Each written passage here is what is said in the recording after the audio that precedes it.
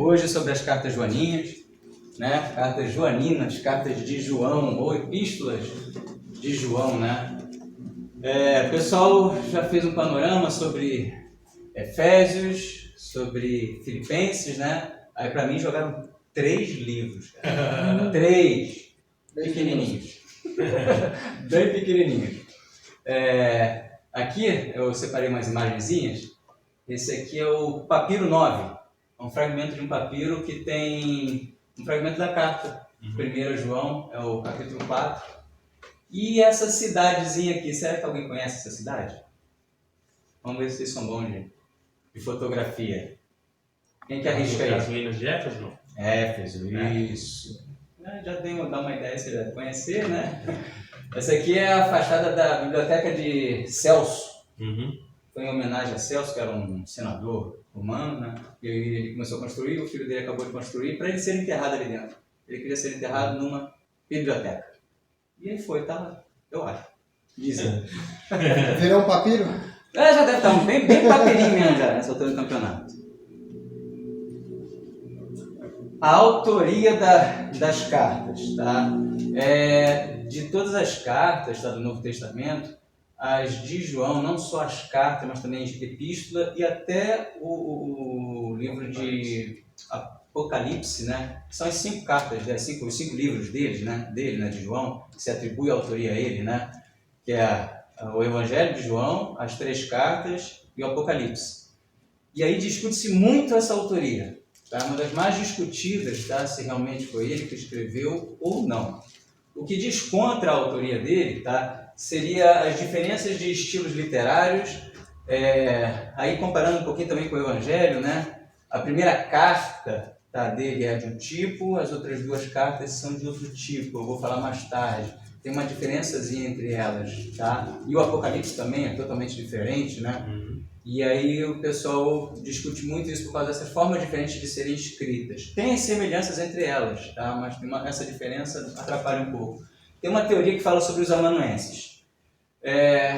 Como ele já estava numa idade mais avançada quando escreveu, tá? Alguns atribuem que as cartas foram feitas a mais de uma mão, tá? Principalmente a primeira carta, tá? Que os discípulos deles iam escrevendo conforme ele ia ditando, coisa parecida. Alguns falam até que foi o grupo que cercava ele que fez a carta, principalmente a primeira carta, tá? Mas são só teorias, tá? A outra coisa é a falta da identificação nominal do autor. Como é que são as cartas de Paulo? Paulo, apóstolo, Pedro também, Pedro, apóstolo. Nas de João ele fez o favor de não colocar nomezinho, nem cabeçalho, nem data, podia ter feito isso tudo para ajudar a gente, mas não fez. E aí o que acontece? A favor, tá? Testemunho, aí eu abreviei aqui, Inácio de Antioquia, Policarpo de Esmina, Justino Martins e principalmente Ireneu, tá? Pais apostólicos, pais da igreja, tá? Que nos seus escritos utilizaram essas cartas, esses escritos e testificaram que era do apóstolo João, tá? Eles são externos, né? Uma evidência externa, porque dentro do documento não tem, né? Eles que testificaram que aquelas cartas, porque eles usaram muito elas para defender, né, as ideologias, a teologia, tá? Nos primeiros séculos. Então eles relatam que aqueles escritos eram de João. Semelhança doutrinária, principalmente a primeira carta em comparação ao Evangelho de João, tá? A questão da doutrina, do que ele estava falando nas cartas, principalmente com a doutrina básica, que é a questão de Jesus Cristo, né? As duas naturezas dele, né? Humana e divina, tá? Então tem uma proximidade muito grande. As 2 cartas menores também, uma delas cita, tá? Essa questão da doutrina, tá? Então se aproxima muito. O peso apostólico, ele, na primeira carta, ele deixa claro que eu estava lá, eu vi, eu andei junto com ele, com Jesus Cristo. E isso dá aquele peso de um indivíduo que foi realmente apóstolo de Jesus. Tá? Datação e origem geográfica. Aí a gente vai para a questão, né, de arqueologia, né? Então a questão dos documentos, eles surgiram de uma região onde o apóstolo João estava, tá? Que é a região de Éfeso, né? Da pequena Ásia, Tá? E a data também do surgimento delas também batem com o período que ele estava lá. Tá? Então isso diz a favor também da autoria dele. E a questão do amor, né? Que é o apóstolo amado, ele coloca no evangelho dele como apóstolo amado, ele cita isso, e ele fala muito do amor de Jesus, do amor dos irmãos, do amor, amor, é o apóstolo do amor, né? Tem até uma foto de época, tá? João, paz e amor. Tá? Daí que surgiu, tá? Essa foto foi tirada na época. Desculpa a heresia, tá? Isso é só uma brincadeira. Quem foi João? Discípulo próximo de Jesus Cristo, tá? Ele fazia parte do grupo que estava mais próximo com ele, tá? De todos os discípulos, tá? Filho de Zebedeu e Salomé. Zebedeu, o pai, um pescador, tá? Salomé ou Maria Salomé. Aí tem uma confusão das Marias, né? Tem um tanto de Maria naquela época e às vezes dá uma confusãozinha, tá? Aí tem Maria, Maria, mãe de Tiago. O irmão dele era Tiago também, mas tem um outro Tiago, que era o filho de Alfeu, e tinha a Maria, que era mãe do Tiago também. Aí atrapalha bastante, tá? Mas, segundo está na Bíblia, tá? Existia uma Salomé presente lá. Ela fala pelos filhos para Jesus numa passagem, tá? Que ela pede que um fique à direita, outro fique à esquerda. Ela está falando deles dois, dos dois filhos dela, tá? Que é o Tiago, né? E o João. Eu gostei muito dessa série aqui, não sei se vocês conhecem. The Chosen, isso. Gostei muito dela, mas eu não aconselho ver por enquanto. Porque me está gerando angústia. Porque é o seguinte, fizeram 2 temporadas. No final da segunda temporada, você quer ver a terceira de qualquer jeito. Que está sendo filmado, só vai ficar pronto em fevereiro do ano que vem. Até fevereiro do ano que vem eu vou estar esperando. Sabe assim, e vai acontecer. Aí ele... acabou só na próxima. É que nem a do Messias lá. Saiu o Messias... Acabou a primeira temporada e ia sair a segunda, não saiu nada. Aí a gente tá. Os caras cancelam, vai arrebentar. Espera a terceira temporada, tá? Que senão vocês vão assistir o Gênesis mesmo. Continua lendo a Bíblia. Oi. Continua lendo a Bíblia. Vocês vão assistir o Gênesis da Record. É isso, vai, né?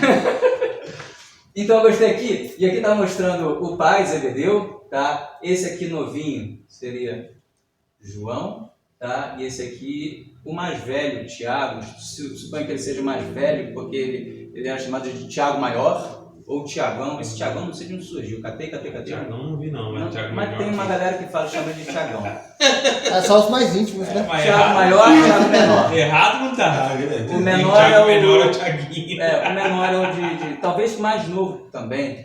Tiagão mais novo do que ele, né? Tiaguinho pode ser de samba, tá? Uma coisa interessante disso aqui que eu não tinha pensado e tal, e parei para raciocinar, foi quando eu vi que eles eram jovens.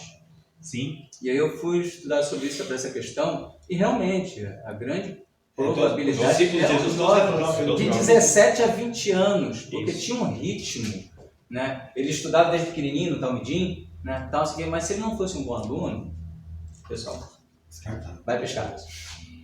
E ele ia pescar. Essa seria a profissão do pai. E aí, depois ele ia aprender uma profissão, né, jovem ainda, né? E uma outra questão também que é interessante, o chamado e a resposta imediata. Também é uma característica. O jovem, ele não tem nada, não tem mulher, não tem filho, não tem nada, não tem casa para sustentar, meu pai está ali sustentando, vou mesmo. E ia. Pedro já era casado, mas provavelmente era um recém-casado jovem. A possibilidade é essa. E só que você falou também que eu achei legal, diz que, na verdade, todos eles foram frustrados pela escola judaica porque eles foram reprovados para serem talmidim, porque tanto é que eles pegaram a profissão dos pais. Isso, você começava a estudar pequeno, novo, tá? 6 anos, né? 6 anos. E aí 10 anos, fazia um vestibularzinho, uma provazinha, uma arguiçãozinha. Nossa, esses aqui são fracos, sabe? Básico. Ah, não, esse foi bom. Continua, vai até os 14. E aí de novo, outra provinha. Vestibular. Esses 3 são bons, os outros básico. E os que iam seguindo acabavam entrando para os fariseus, tal. Até virar coroinha do fariseu. Exatamente. Ia escolher um, né? Ia ser. Tem um nome, não se lembra qual que é. O nome era discípulo de um fariseu. Ele ia ser por um tempo para depois passar posto acima. Isso aqui também colabora até com essa decisão imediata também, né? Para muitos talvez era um sonho mesmo, e aí quando Jesus, um rabi, chama ele e fala, não, é isso? Ele me aceitou. Exatamente, de repente eles tinham dentro dele que era uma coisa assim, importante até para a família, né? Que eles seguissem dentro do sacerdócio, né? E aí de repente cria ali aquela expectativa, mas chega na prova, tiram 3. Puxa vida. Aí quando chega, cara, eu sou o Messias, vem comigo, vem. Meu sonho. Aí eu passava. Sala da sinagoga. Assim, só que eu não creio que talvez esteja assim, uma resposta tão imediata, porque Jesus ele não chegava assim com uma pose de um fariseu, de um estudioso. Ele chegou como alguém ali. Eu acho que foi mais testificado no espírito deles para eles seguirem, né? Porque, pode ter, sim. Porque assim, eu vou seguir, chegou qualquer um aqui, eu vou seguir só porque eu vou seguir ele. Só que o que se o cara ele não tinha um renome, né? Sim, mas o que colabora com a... Porque assim, acho que os sinais de maravilhas antecederam Jesus. O que colabora também com essa questão, com essa visão natural, eram as motivações deles. Então, o Espírito Santo não convenceria eles para eles quererem realmente o lugar da direita e da esquerda. Então, eles, no decorrer do tempo, eles revelaram que a motivação deles não era, eles não entendiam o reino espiritual. É isso que eu ia falar. E você vê que ao longo da caminhada, eles vão aprendendo, tomando na cabeça, falando besteira. E Jesus, hoje mesmo li uma que ele chama filhinho, não é isso. Jesus parece que eles foram repassando isso. Mas Jesus, vocês parecem que aprenderam. Eu acho que era uma questão da vaidade, né? Porque assim, ele falou assim, poxa, agora a gente vai ter a oportunidade de ser alguma coisa, né? Tanto é que você vê que Judas aborta, fala, não, eu vou ganhar nada, o cara vai morrer, depois eu vou vender esse cara aí. E a questão que cai muito na cabeça deles também, do reino. Ele vai ser o rei disso tudo aqui, eu vou ser o primeiro-ministro. Mas Jesus não era conhecido como mestre que ensinava? Porque na Bíblia fala que até os 12 anos os mestres sentavam para ouvi-lo. Ele não era conhecido como alguém que falava e as pessoas paravam. Acho que já tinha uma forma de sabedoria, não sabedoria. Acho que já tinha. Eu acredito que sim. Agora eu posso estar falando bobagem. O que ela falou é importante pelo seguinte: se ele com 12 anos foi lá discutir o tete a tete com o pessoal do templo, né? A oratória dele, respeito, né? Os argumentos deles deviam ser extremamente convincentes e uma base muito boa, né? Então, para ele chegar e conversar com uma vez eu vi um cara e convencer... escutar uma criança, 12 anos que ele tinha? Quando ele... Porque você pega ali, por exemplo, ó, Jesus tinha um testemunho, o próprio testemunho dele como cidadão. Pagava imposto, comprava peixe do fulano, já vendia peixe. Então, tipo assim, tinha uma popularidade. Eu acredito também. Eu vi aquele do Rio, aquele de óculos também, o pastor lá Leão Barreto. Eu vi ele levantando essa teoria e para mim faz muito sentido. Então, assim, quando ali era uma região pequena, né? A gente aprendeu até com o Vítor. Quando a gente fala cidade, a gente não é cidade extrema, né?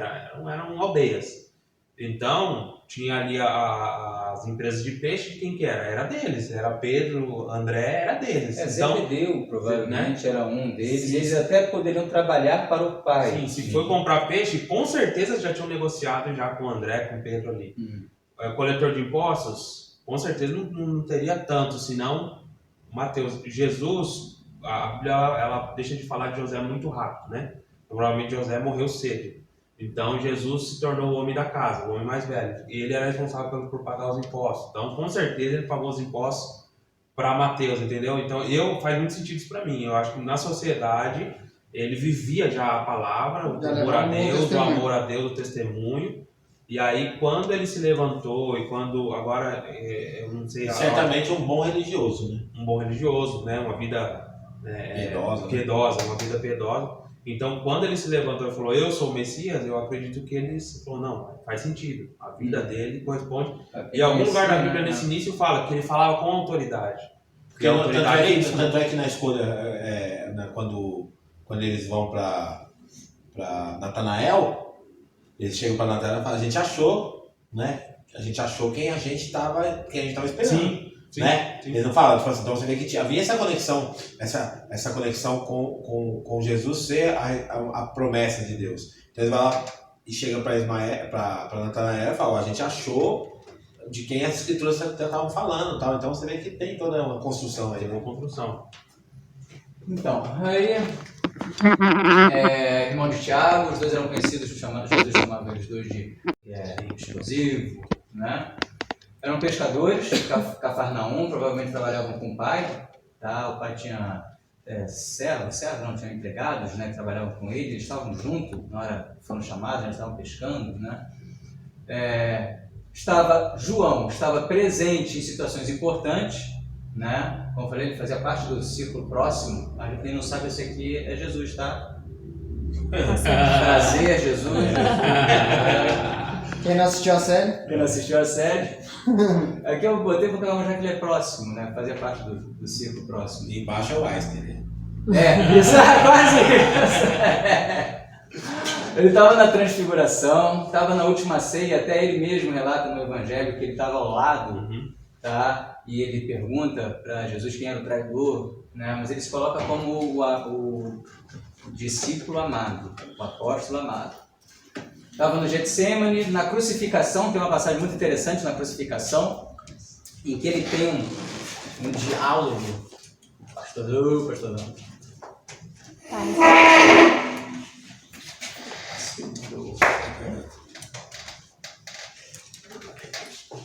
Ele tem um diálogo maravilhoso com Jesus na cruz, crucificado, né? Ele chega para Maria, mãe dele, né? E Tiago está ao lado. Dizem que, de relato, pelo menos o único apóstolo que estava no momento da crucificação, pelo menos no relato bíblico, não tem nenhum outro lugar que existia outro apóstolo que estava na crucificação.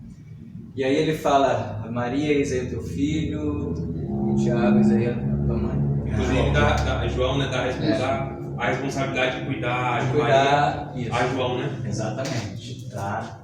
Estava na ressurreição, né? Quando as três Marias, as Mariadas, muita Maria nesse lugar, elas encontram lá o sepulcro aberto e aí chama, aí vai ele e Pedro correndo, chegam lá para ver, realmente eles não encontram o corpo lá dentro. Então ele estava presente em todos os momentos e continuou, né, junto com Pedro, teve um papel marcante na igreja primitiva. Depois que ocorre, né, a ressuscitação, ele fica lá 40 dias, né, Jesus fica 40 dias, aí tem Pentecostes, e aí depois disso você tem Atos, vários relatos que falam de João e Pedro em Jerusalém, tá? Servindo como referência para várias questões da igreja primitiva.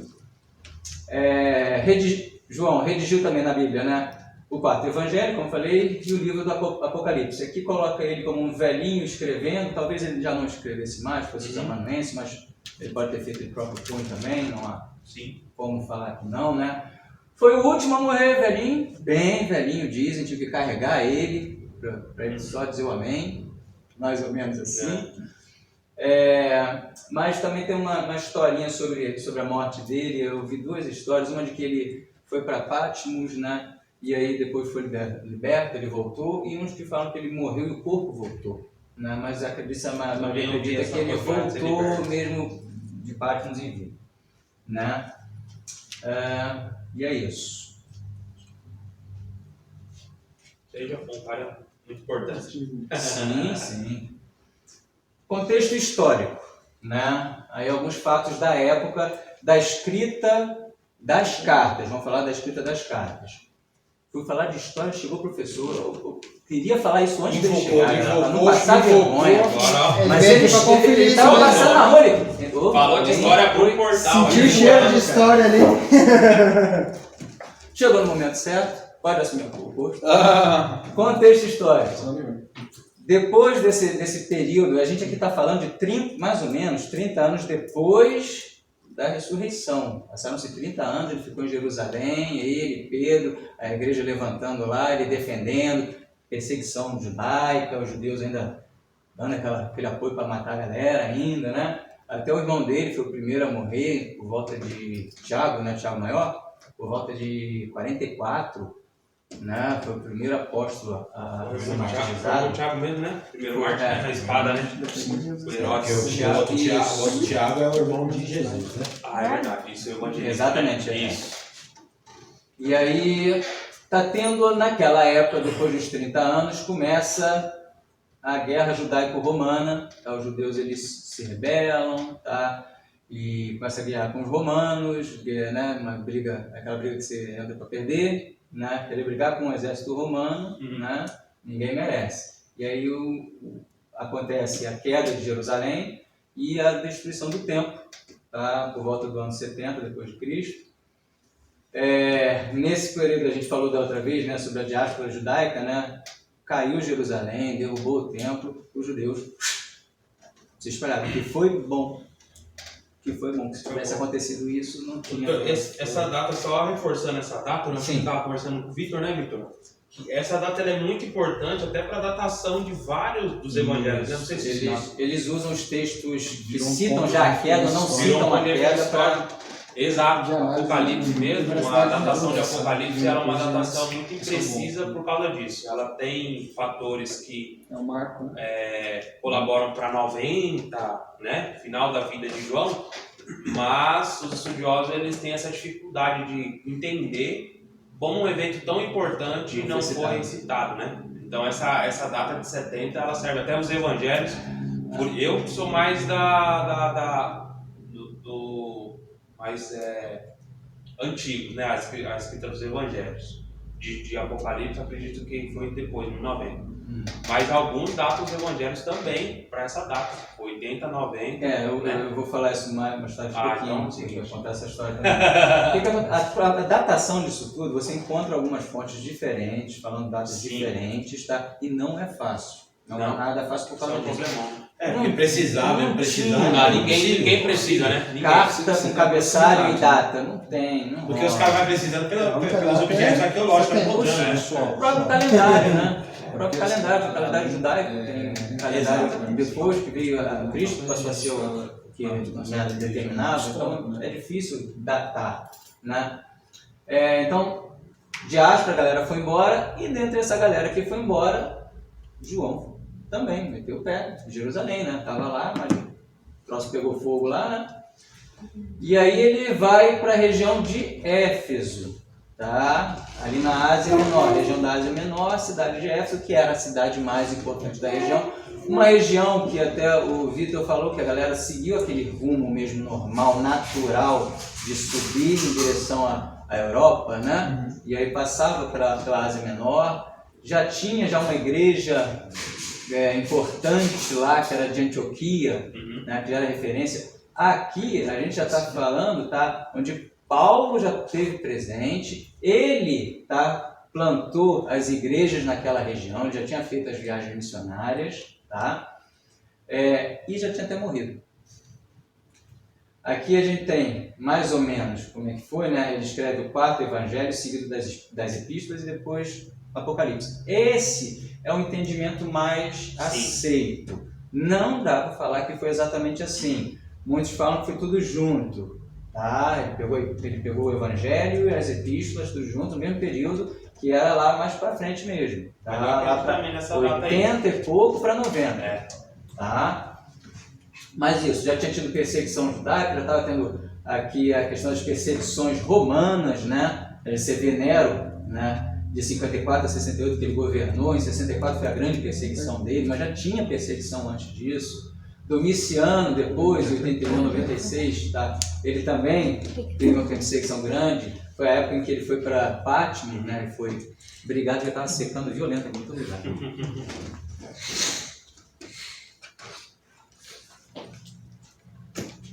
Na época estava acontecendo uma coisa, um pensamento, uma ideologia, uma doutrina, que era o gnosticismo.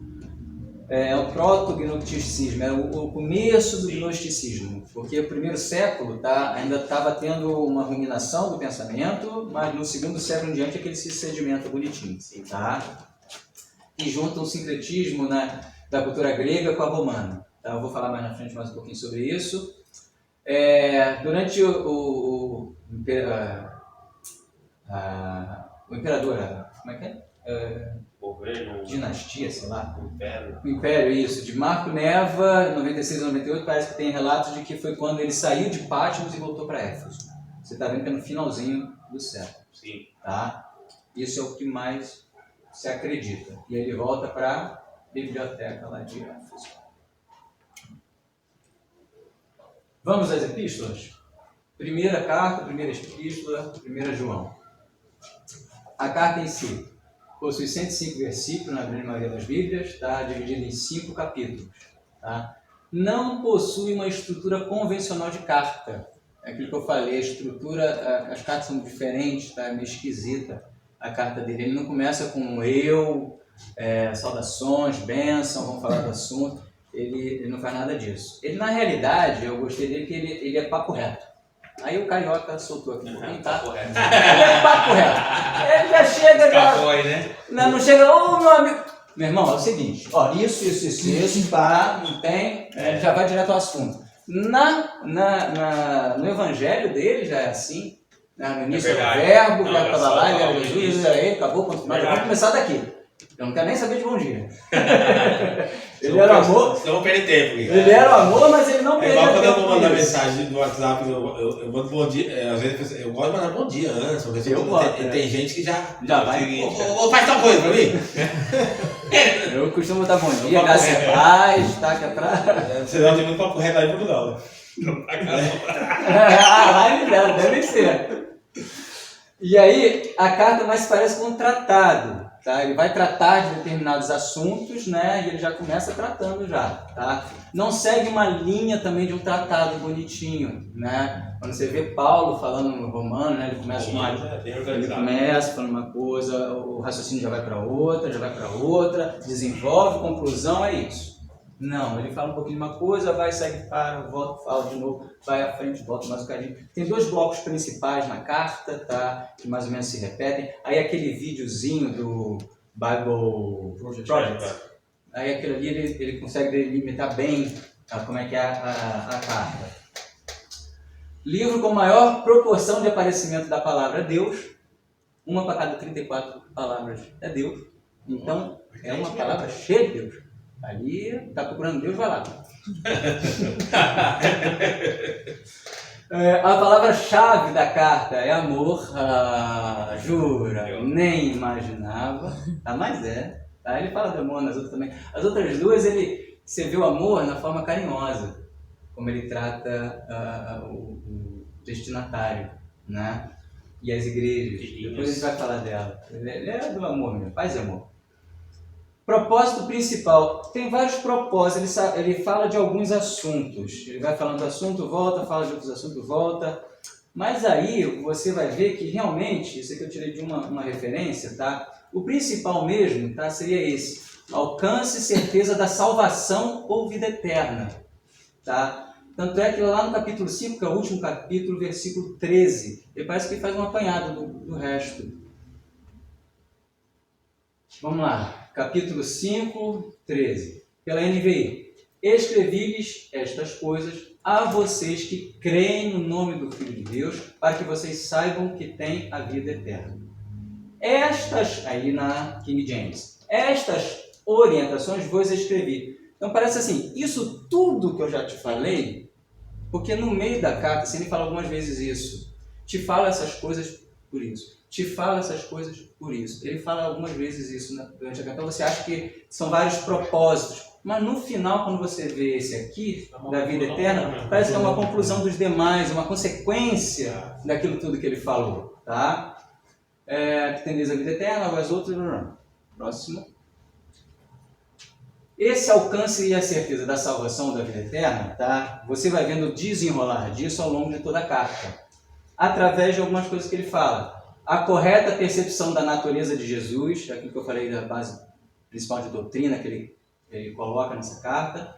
A fé em Jesus Cristo, a obediência aos mandamentos de Jesus, a vitória sobre o pecado e a cautela contra as falsas doutrinas. Isso tudo, tá, que ele vai comentando, falando ao longo da carta, conclui nisso que a gente tem a certeza da salvação ou vida eterna, que é o termo que ele utiliza na carta. Sabe o que é interessante? Que praticamente todos os autores do Novo Testamento, os caras vão bater na falsidade, né? Vai bater na falsidade. É isso, mas a questão na época, acontecia muito isso de falsas doutrinas, e a região, né? Aquela mescla que houve entre Grécia, Roma, E a galera quer botar ali dentro as ideias deles, eles querem botar dentro do cristianismo. A filosofia helenística, aí daí sai um monte de interpretação de Jesus, de Deus que viajam na maionese. E eles querem inserir isso no cristianismo, só que o cristianismo ele é exclusivo. Então ali o papo é reto. Se a gente para você pensar, né, tudo que preservou, que chegou, está na nossa mão hoje, né, cara? Quanto sangue não rodou nesse negócio?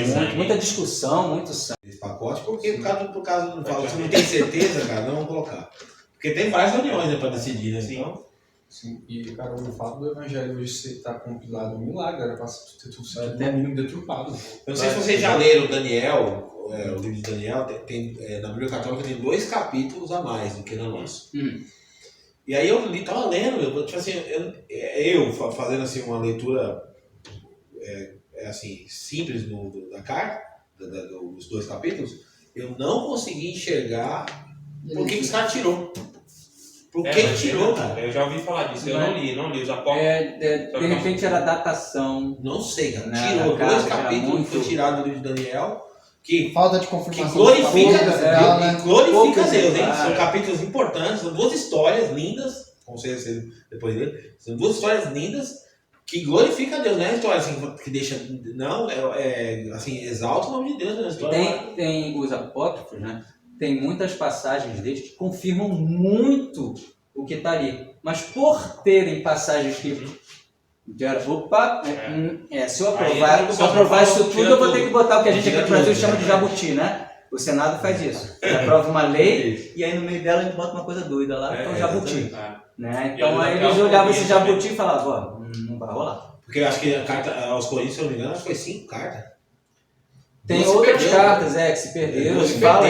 Quer dizer, tem mais são 2 3. perdidas. São 3, assim, no geral, são 3, mas ou uma. 4, coisa assim. E tem uma carta que até eu vi esses dias um pregador falando sobre isso. E se achar?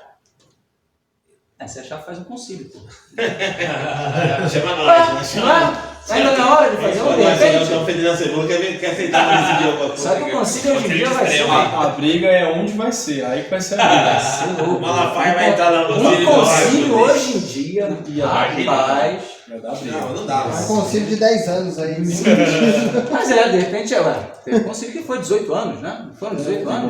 Demorou. Né? E é importante, porque você vê, falando até dos próprios concílios que estão registrados aí na própria Bíblia, porque você vê, surgiu uma construção teológica, não estava clara numa doutrina, os caras convocavam, então vamos para cá, vamos sentar. Né, que foi o caso da... Teve o primeiro de Jerusalém. Jerusalém já foi o primeiro dos judeus, né? E eu vou falar para vocês, gente, assim, só pegando esse gancho aí. Eu acreditava, acho que eu falei, não sei com quem que eu falei. Eu acredito, acho que foi com você que eu falei, pessoal.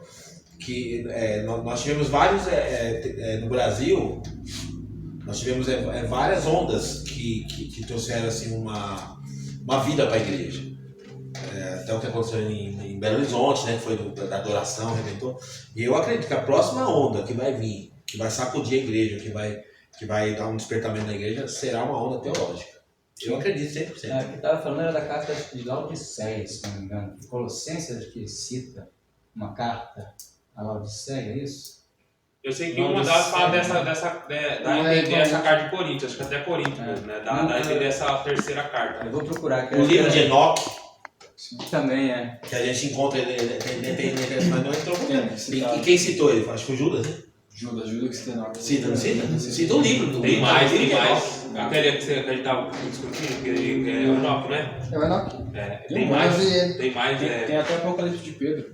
Tem mais. Não, tem mais que citam Enoque. Tem mais que citam Enoque na... Tem. Porque ele, no caso, ele é bem pertencente à cultura judaica. Né?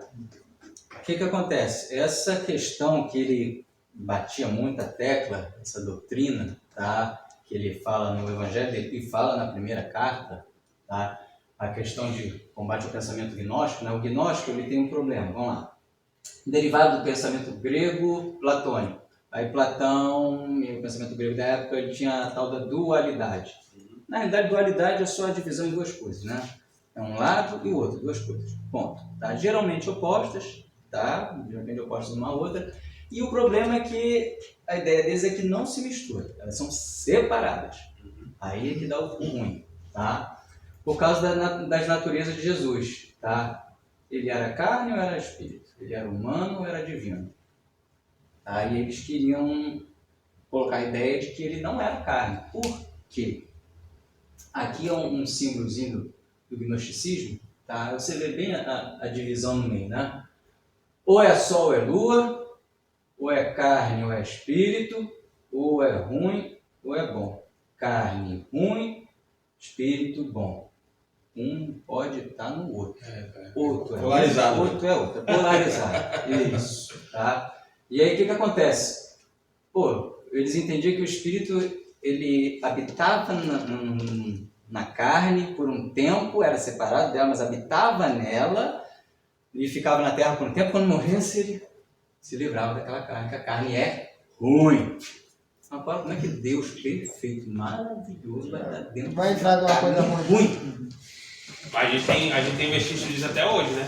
É, sim. A gente tem, de certa forma, isso afeta diretamente a doutrina das últimas coisas. Porque, ainda mais na igreja pentecostal, tem muito disso, né? Que muitos creem que o céu vai ser onde há uma penada mesmo, né? Vai só o Espírito. E aí hoje a gente está construindo essa doutrina que é do novo corpo, né? Que seremos semelhante a Jesus num corpo glorificado. É a questão da separação. Só que aí era difícil entender porque o gnosticismo ele não conseguia entender como é que uma coisa boa estava numa coisa ruim. A carne era ruim, existe um mundo natural, a carne, aquilo que a gente viu, que a gente toca, que é ruim. E o espiritual que é bom é Deus, que é o Espírito. Mas o Evangelho de João, ele já foi escrito nesse contexto para combater isso. E então, essa doutrina está presente no quarto, foi o que uniu as cartas, foi o que falou da mesma autoria, né? O Evangelho bate nisso, dessa forma, e ele, aqui na primeira carta, ele bate de novo nesse assunto, tá? E é importantíssimo a gente crer que ele era 100%, eu falo que Jesus era 200%. 100% carne, 100% espírito, né? 100%... E assim, realmente, a construção do Evangelho também está aí. Se o cara não crê nisso, o cara não é crente. Por quê? É uma heresia, né? Por quê? Porque é o seguinte, por um homem entrou o pecado, então por um homem tem que ser o pecado, tá? Se Deus falar assim, vou perdoar vocês, alguém vai falar, é mole, pô. Deus, é mole, pô. Você nem sabe, é igual um cara construindo um muro, né? O cara tá lá, o pedreiro lá, todo sujo, tá levantando o murinho dele, você chega ali, é mole. O cara, pô, tu nem me tomou no cimento, filho. Tá limpinho, bonitinho, como é que você vai falar de que é mole? Aí você fala, então pera aí. Aí bota uma roupinha de pedreiro. Agora sim. Fala de mim aí. Então, o maior problema é soteriológico também, né? Porque a validação da nossa salvação está na ressurreição. E por isso que existe muita dificuldade também naquela questão que ele desceu às profundezas da terra. Os autores, quando ele fala de Hades, de Seol e desceu às profundezas da terra, está falando que ele foi sepultado. Então ele queria deixar claro que ele era carne, ele era físico, ele andou entre a gente, ele morreu e foi sepultado e ressuscitou. E é na ressurreição então um espírito ele não poderia morrer nem ressuscitar. E aí por isso que o gnosticismo ele quebra toda a nossa crença. E a divindade dele, ele era o divino, ponto. Ele fala que perdoava pecado, fácil fazer o paralítico andar, que ele desceu pela clarabóia lá. Sem ressurreição não tem redenção. Difícil é perdoar pecado, então eu sou divino para perdoar pecado, porque só ele perdoa pecado. Isso. Então ele era divino e era carne, ele tinha que ser as duas coisas, ele tinha que ser carne porque ele tinha que sentir, levar todo o sofrimento do homem, para você falar, o eu tô ali, ó. Sem anestesia. Tudo aí sem anestesia. Desse jeitinho, e com areia. Só para finalizar, você deu um ponto muito, muito importante de falar que é o proto-gnosticismo. Isso, foi muito bem destacado. Proto é para falar que é começo. Porque não a gente cai nesse anacronismo, porque realmente o gnosticismo em si veio depois. Né? Isso veio no segundo século. Mas nasceu aí. Já estava a ideia, já estava muito bem aí. destacado. Você quer que eu vim em Camanducaia, uma escola de... Eu fui ver sobre gnosticismo, tem um monte de coisa sobre esse assunto. Mas não sabe que era recente, não? Não, mas tem um monte de coisa que fala sobre gnosticismo. Tem coisa ativa ainda, os caras. O pessoal fala que a Bíblia é gnóstica. Tem a filosofia Na Bíblia, frente da nave, na capitania de Camanducaia, na frente tem Na praça. Na praça. A Bíblia é até um pouco não, ela é dualista, o bem, o mal, tal, ele fala, né, o céu, o inferno, isso é uma herança dualista, mas a questão do não se misture, principalmente com relação a Jesus Cristo, aí não tem discussão, né? Não vem com essa história pra cá não. O meu aqui ele era carne e ele era divino, não vem com essa história não.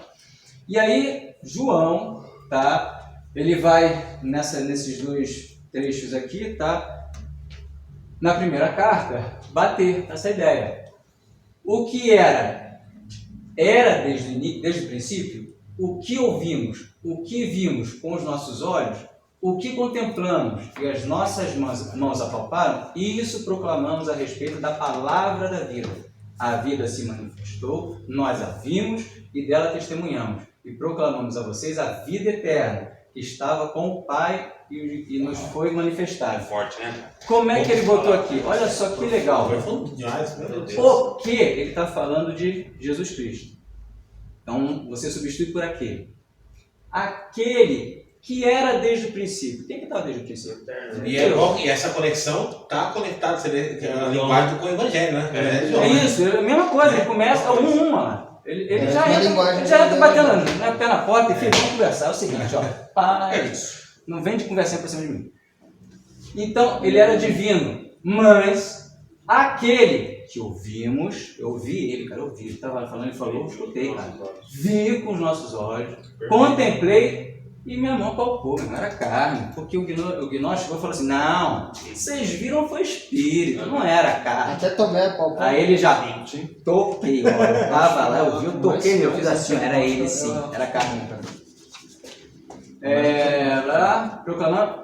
Proclamamos a respeito da palavra da vida. Aí vai lá, divino de novo. O verbo. O verbo, que ele joga no palavra primeiro. Ele joga lá o verbo dele, que ele fala, é a palavra. É ele, divino, tá? O divino, a vida, se manifestou. Aí de novo, nós a vimos, dela testemunhamos. 2 vezes ele é divino, é carne. Eu estava lá ouvindo, vem com essa história pra cima de mim. Proclamamos a vocês a vida eterna, tá? Lá vendo no começo também da carta, ele já dá uma bolazinha para qual o objetivo dele, né? Que estava com o Pai e nos foi manifestado. Tem outras passagens que ele fala o Pai, o Filho, o Pá. Ele bate essa tecla várias vezes ao longo da carta. E 4.2, vocês podem reconhecer o Espírito de Deus deste modo. Todo espírito que confessa que Jesus Cristo veio em carne procede de Deus. Mas todo espírito que não confessa Jesus não procede de Deus. Esse é o espírito do anticristo. Essa história do anticristo nessa carta aqui é danadinha também. Mas você vê que forte, isso aí é muito forte, porque ele está combativo. Deixa eu só explicar qual é a história toda aqui. Reconhecer o Espírito de Deus desse modo. Todo espírito. Aqui ele está falando das pessoas, tá? Que tem realmente dentro de si o Espírito Santo, que realmente são, né, cristãos, né? E aí ele fala que todo espírito, aqui é minúsculo, é a pessoa. Toda pessoa que confessa que Jesus Cristo veio em carne procede de Deus. Então, filho, é isso, ele veio em carne. E se você é do Espírito, é da corrente, é do povo, é nosso. Quer dizer, é uma forma de identificar quem tem que crer nisso. Ele veio em carne. Se você não crer nisso, você é um anticristo. Exatamente, você não é de Deus. Então ele bate firme também. Tá? Muito bom. Muito forte, né? Porque é uma forma de... porque ele tá ensinando a lidar com os falsos mestres. Então o cara veio com uma conversinha que não é... não, Jesus não é bem assim. Jesus... Opa, ele vai estabelecer uma doutrina clara. Exatamente. E papo reto. Ele não... A vida essa conversinha, porque estava crescente, né? Estava crescendo. Veio com a conversinha falando que não veio em carne. Anticristo. É igual aos testemunhos de Jeová, né? Porque eu estava vendo falar, porque assim, hoje tem uma onda na igreja, porque assim, o paz é amor mesmo, né? É o ecumenismo, é aquela coisa. Então, a vida ideal, o ideal seria uma união de todas as religiões, que é a idealização de muitas pessoas, unir todo mundo. Parece bonito e romântico o discurso, né? Só que a igreja, eu estava vendo até uma matéria esses dias, a igreja precisa voltar de novo forte a ser apologética. A igreja precisa ser apologética. Para combater isso, porque você pega o testemunho de Jeová, Você olha os caras têm testemunho impecável, melhor que o nosso. Família impecável. Só que os caras, eles não creem em Jesus como a gente crê. E lá no Evangelho de João deles está escrito assim, ó, o primeiro versículo, fala assim, no princípio era o Verbo, e o Verbo estava com Deus, e o Verbo era um Deus. Na Bíblia Testemunho de Jeová. E o Verbo era um Deus. Heresia, tá lá. Um esboço da carta, tá? Eu vou passar meio assim por cima, porque a carta é pequenininha, dá uma lidazinha que é rápida, vai bola. Começa com a verdade acerca de Cristo, como eu falei, já começa falando sobre a questão da doutrina, né? Já batendo na doutrina, a afirmação a respeito da pessoa de Cristo, tá? Que ele era divino, ele era humano. Ele passa para a afirmação a respeito do autor da carta, né? Que ele estava lá, que ele viu, que ele estava presente, né? Aí ele segue, tá? Falando sobre o estilo de vida do cristão, tá? A comunhão com Deus, né? Que tem que haver comunhão, fala sobre luz e trevas, que você tem que andar na luz, se você tá na luz, mas andando nas trevas, você não é nosso, filho, ponto. Ou você tá ou você não tá, não vem com essa também. Ele era dado. Fala sobre, passa para a confissão de pecado, tá? Obediência aos mandamentos de Jesus Cristo, tá? Relacionamento com outros cristãos. Tem um asterisco aqui, tá? Da obediência, né? Relacionamento do cristão com o mundo, isso aqui é maneiro também. Não amem o mundo. Aqui jaz no maligno, pronto. Anticristo, ele fala de novo do anticristo aqui. Tá? Olha que legal. Ele fala dos anticristos. Tá no plural. Isso. Há uma discussão se esse anticristo que vai vir, se ele é uma pessoa ou se ele pode ser uma sociedade, pode ser várias pessoas, né? Exatamente. E você vê que é ele que fala. Essa cartinha bota ele que fogo. Fala em Apocalipse e está falando aí também de anticristo. Ele que cita o anticristo. Ele fala nessa carta que está no meio de nós. o anticristo, nós é igreja. Posso estar falando bobagem, mas se eu não me engano, a maioria acredita que é a cargo do Papa, né? Não o Papa em si, né? Então, uns falam, não, o Papa é o anticristo. Não. Alguns teólogos acreditam que é o cargo. A Igreja Católica, né? A Igreja Católica seria a Babilônia, né? Que é o Apocalipse. E o cargo, a posição... Mas você não acha que o vai entrar na aula do... Não. Mas ele acabou de falar quase agora ali, você viu ele falando? Se você ler essa passagem toda aqui... Mas vocês não acham que... Porque assim, a gente tem que lembrar que é duas figuras. É o anticristo e o falso profeta. Então, o anticristo é um poder político. E o falso profeta é um poder religioso. Mas é a interpretação do Apocalipse. Mas ele deixou bem claro ali no versículo anterior que a gente leu, né? Ele falou que quem se opõe àquela situação, esses são os anticristos. Não, já é o anticristo. Então todo aquele que se opor à situação... E ele fala aqui que ele está no meio de nós. Aquele que você ouviu falar, ele fala assim, aquele que você ouviu falar, que é o anticristo, tá? Está já no meio de nós. Ele fala, todos que negam a Jesus é um anticristo. É um anticristo. Se você pegar a palavra ao pé da letra, anticristo é qualquer coisa que é contra Cristo. Sim, se você falar alguma coisa contra Cristo, você é um anticristo. Sim. Mas aí você pega essa palavra anticristo e lembra daquele do Apocalipse, aí você já dá um bug, né? Vai bugar o cérebro. Vai bugar. Vai bugar. Até porque ele fala, já está no meio, mas muito veio ou não vai vir? Então, isso. Isso só sustenta que o anticristo não é uma pessoa. Não é uma pessoa só, isso. É um grupo. E é um processo. É um grupo. Não, mas assim, é um processo. Já está no meio da gente, já tem um povo negando Jesus, está crescendo até que chega um momento. Mas Então, eu acho que ele é um grupo, vai se tornar um grupo. Então, mas eu acho que no Apocalipse é um sistema, vamos dizer assim, talvez. Porque talvez, como não é onipresente, então talvez faça sentido isso aí. Vai ter um líder maior de uma nação, talvez que venha, e ele vai ter representantes do mundo inteiro. É um grupo que se levanta. É o que eu falei, quando eu falei antes um pouquinho que o anticristo ia ser um temazinho danadinho. Danadinho. Quando eu li, eu acho que é o cara vai se dar uma... Eu acho que é o francês, não é o nome do cara, do francês. Macron. É o maconha. É o Max Zuckerberg, isso sim. Eu acredito que ele está fazendo tudo. Tá preparando um caminho, cara. Essa questão do anticristo, É o João Batista eu da acredito que sim. No meio de nós tem, que é como se fossem os falsos profetas, ou seja, aquele que não crê em Jesus. Sendo que, no final, lá em Apocalipse, vai sim se levantar alguém como cabeça.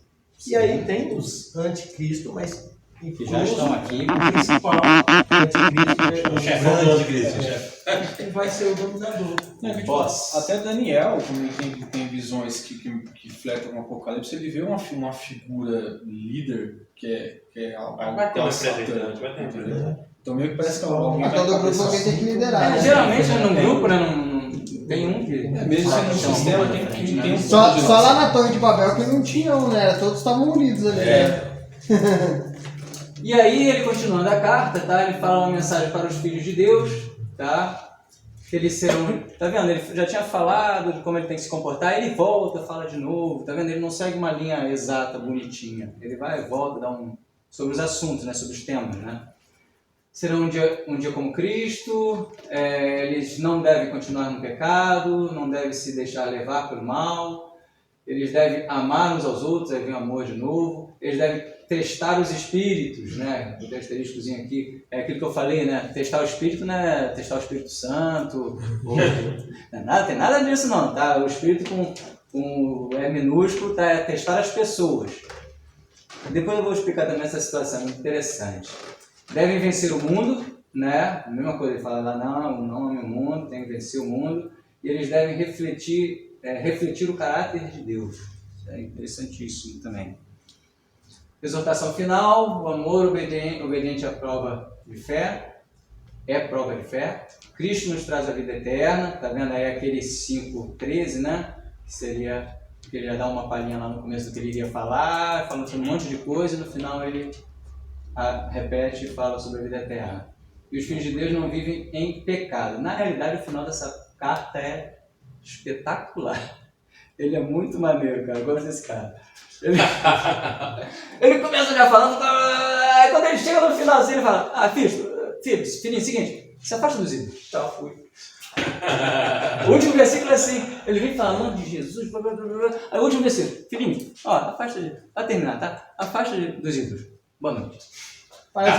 Parece já aquelas pessoas de idade, né? Os idosos falando alguma coisa, e aí ele termina com uma coisa ali, você fala. O papo morre, e o papo morre. Tipo, já falei. Já lembrou do vô falando alguma coisa aí? Dá aquela coisa, sabe? A segunda carta enorme, carta imensa, um livro tamaninho. Possui 13 versículos, tá? Em um único capítulo. Menor carta da Bíblia em número de versículos. A menor em número de letras, de palavras, é a outra epístola, é a 3. A estrutura dela já é uma estrutura de carta. Aí sim já é uma epístola, uma cartinha bonitinha, tal, remetente, destinatário, bênção, o assunto que ele deve tratar e saudação final. Tá? Ela é gêmea ou irmã da terceira, porque a outra também tem a exata mesma estruturinha bonitinha. Tá? Um detalhezinho ou outro de diferença entre uma carta e outra, mas elas são realmente bem parecidas. Parece que escreveu uma depois da outra. Escreveu uma e pronto. Complementou só. Ele pegou copia e cola, né? Ele pegou um copia e cola e fez, né? Aqui o autor não coloca de novo, ele bota João, não, ele bota o ancião nas traduções mais antigas e o presbítero nas mais recentes, tá? A palavra presbítero, ela serve como ancião, tá? Serve como administrador, serve como bispo ou líder eclesiástico. Todas essas denominações apontam para ele.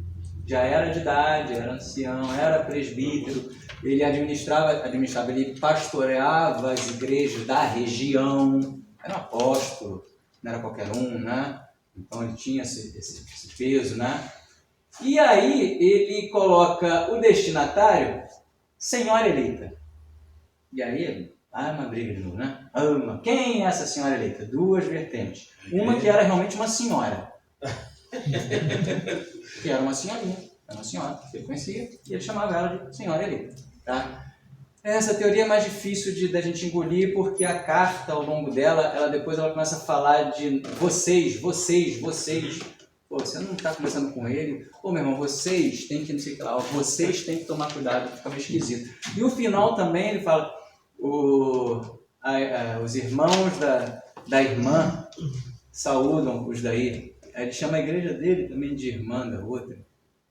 Pô, não dá. Quem é irmã? É tia? Os filhos são primos dele? Pô, aí dá um ruim danado, então não dá pra entender. No contexto geral é fácil a gente crer que é a igreja, né? Aí a segunda teoria, que é a mais tranquilinha, tá? É que era uma igreja próxima, tá? Que ele carinhosamente chamava de, né, Senhora Eleita, né? Tipo a célula Arrebatados, né? Nossa célula é Arrebatados. Aí eu vou a carta. Arrebatadinhos, querido. Ao arrebatado. E isso, né? A palavra da carta principal, né, é verdade, né? Porque ela vai fazer um contraponto aos enganadores, serem os mentirosos e a verdade, tá? Pela questão da falsa doutrina gnóstica, que ele, na segunda carta ele bate de novo na história, tá? Ele vai chamar a atenção de novo, fala a questão dos anticristos, tá? Que são esses que vão contra a doutrina correta. Essa carta já tem um ambiente mais pessoal, tá? Mais tranquilinha, realmente uma carta de... Ele fala que ele encontrou irmãos da igreja, aí ele escreve a carta, e que no final da carta o carinho que ele fala, pô, eu nem quero falar nada com o escrito não, quero estar junto contigo, cara a cara, face a face, vai trocar uma ideia. Não é nem a carta, é um bilhete. Um bilhetinho pra falar, pô, cara, ó. Mas ele dá uma batidinha, né? Ele fala da doutrina, tá? Mas amor puro no final, ó, quero estar aí, quero abraçar vocês para ver vocês, tá? E segundo João, o esboço dela, né? O esboço eu tirei tudo da King James, tá? Saudações, bênçãos, exortação ao amor cristão, amor sempre, né? Advertência sobre os falsos mestres, visita iminente e bênçãos. Terceira, cartinha e última, 15 versículos, também um único capítulo, estrutura igual à da carta gêmea dela, anterior, a segunda. É a segunda menor carta da Bíblia em versículos e a menor em número de palavras. Também ele fala como ancião, o presbítero, e aí ele se dirige ao amado Gaio. E ele amava mesmo esse Gaio, cara. Amo em verdade. Ele fala assim, eu te amo mesmo, cara. Ó, tu é amado mesmo, não se preocupa com isso não. Gaio provavelmente era um dos membros de uma igreja próxima também a Éfeso, tá? A palavra-chave é cooperação, porque ela vai contrapor o trabalho desse indivíduozinho aqui, que é o Diótrefes, tá? O nome do meu próximo cachorro. Treinou bastante para falar, hein, doutor? 3 semanas falando essa palavra. Vai sair de primeira assim? Vai sair de primeira, fiquei no banheiro. Diótrefes. Gaio, tá? Ele fala muito bem de Gaio, que Gaio ele recebe bem os que estão de passagem por lá. Ele fala isso aí, irmão. O pessoal missionário que passa por essa cidadezinha de Gaio recebe muito bem eles, estimula eles, ajuda eles a seguirem a viagem, tá? E esse Diótrefes, que provavelmente era ou o líder, ou alguém que tinha uma influência de liderança na igreja, tá? Porque não dá para afirmar que ele era, ele fazia o contrário. Ele não cooperava, não, missionário. E ainda falava para a igreja, ó, não aceita não, recebe não. Missionário, pode expor. Não aceita aqui não. E ainda falava mal de João. João até fala na carta que vai voltar lá. Eu vou aí ver vocês, meu amado cara, eu vou... Mas eu vou pegar esse idiota, vou puxar a orelha dele. Tá? Que o que ele está fazendo não é legal. Então, cooperar, que ele fala cooperar no evangelho. É isso, ajudar os irmãos, já que está propagando o evangelho, né? Uma coisa interessante, que a segunda e a terceira carta, elas vão falar sobre essa questão de missões, né? Essa carta não tem nenhuma grande doutrina. Ele fala de amor, normal, ajudar os irmãozinhos, ajudar o missionário, mas não uma doutrina, tá? Ele não fala muito disso não, tá? Mas essa questão de missões é interessante. Essas igrejas menores provavelmente eram em casas, tá? E essas casas recebiam esse pessoal de viagem, né? Esses missionários que estavam passando. E se estimulava essa hospitalidade, tá? Só que tinha uma coisa ruim aí nessa história. Tinha os falsos. Falavam que era apóstolo, falavam que era Jesus. E aí quando você ia fazer o quê? Analisar o espírito. Aí você via que o malandro... Não era carne, não, era um espírito. Eu fui lá, eu vi o espírito de Jesus. Aí João fala... Tá querendo só comer de graça no negócio. João fala na segunda carta, nem receba esse povo, não dá nem bom dia para esse povo. Se der bom dia, você está fazendo parte com ele. Foge desse povo. Ele fala isso na segunda carta, ele não fala nessa não. Ele fala, nessa que tem que receber os que são mesmo. De uma outra carta ele fala para a senhora... Mas você vê como é que é um negócio tão interessante, porque esse tipo de comportamento, dizer assim, pô, nem recebe, por exemplo. Na nossa sociedade hoje, você vai ser rotulado como um cara sem amor, né? Não, mas ele tá... o que dá pra entender, o que a gente entende é o seguinte, não, eu vi até o pastor Clodoaldo botando uns stories dele, e ele tá batendo fora do falso profeta. Ele falou assim, esse é os bandidos, esses caras, tem um Natal, tudo assim. E aí surge uma militância defendendo, não, pastor, como você fala desse jeito, pastor? Você não vai mais ponderado, tudo, mas não é. Você vê que a linguagem é essa mesmo, cara. Não tem diálogo, não tem. Para João não tem essa. E você, nesses tempos, falou uma que era da polarização, né? E é isso. Determinados assuntos não tem. Ou tu é ou tu não é. Ponto. Se o cara vem com uma historinha... Não negocia, né?